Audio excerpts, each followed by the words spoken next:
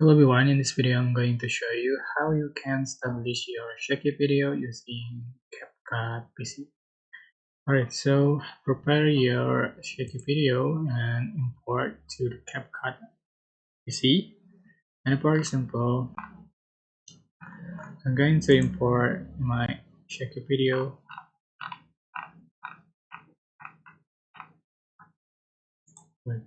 Click open and add to track.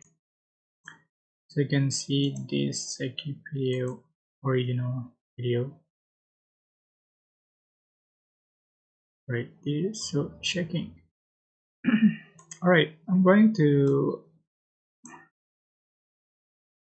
fix it.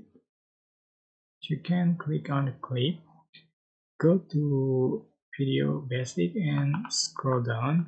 You can find stabilize option, just turn on, and you can select for the option.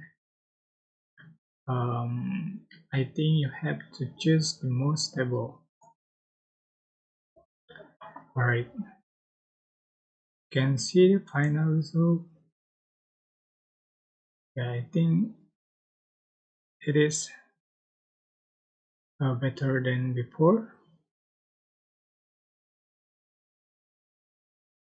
Yeah, uh, you can save and